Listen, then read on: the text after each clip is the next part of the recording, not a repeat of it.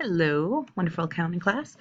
This is Miss Foley here with a screencast about Screencast-O-Matic. So I had mentioned if you do not want to present your accounting project in front of the class, that you could do an audio file, or even, I think perhaps better, would be to do something like the Screencast-O-Matic, because you can then explain your slides and have your own voice explaining them, but you have the chance to sort of not stand in front of everyone if that makes you uncomfortable, and it gives you the chance to re-record if you mess up or if you're not happy with the actual product.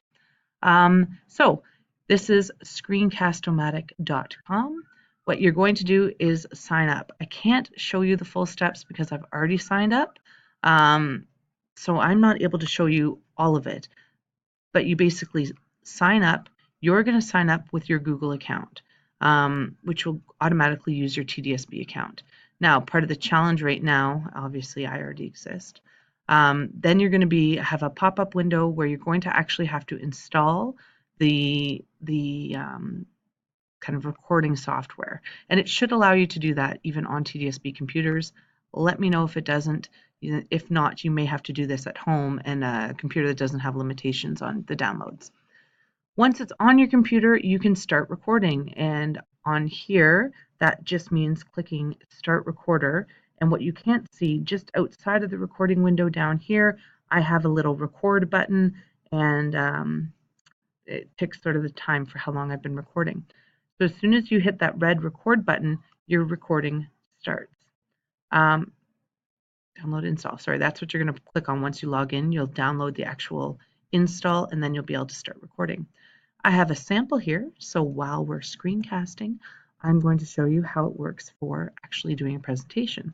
This is my super brilliant accounting project by the amazing Ms. Foley. So you'd be able to just talk over what your slides have and then advance the slides when you do it in presentation mode.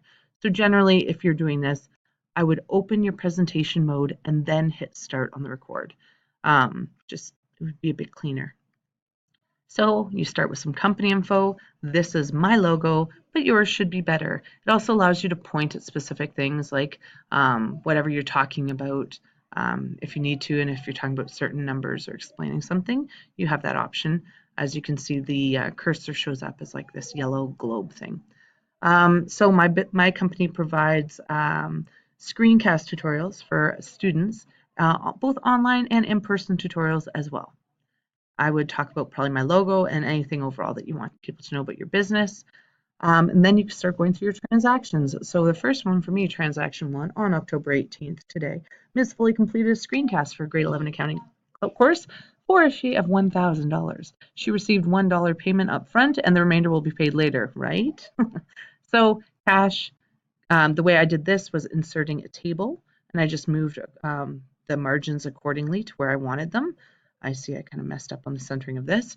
But then I did my transaction analysis straight in here. So my cash account would be debited for $1. My account receivable for my accounting class would also be an asset. It would be debited for $998. And my revenue, which I call fees earned because I have a tutoring service business, would be an owner's equity account, a revenue account. It would be credited for $1,000. So you'll also go through the steps of explaining your accounts, what you did, whether it was increasing or decreasing it, your debits and credits for each transaction. So then we have transaction 2, yada, yada, yada, transaction 3, yada, yada, yada, and then you'd finish with putting in an income statement.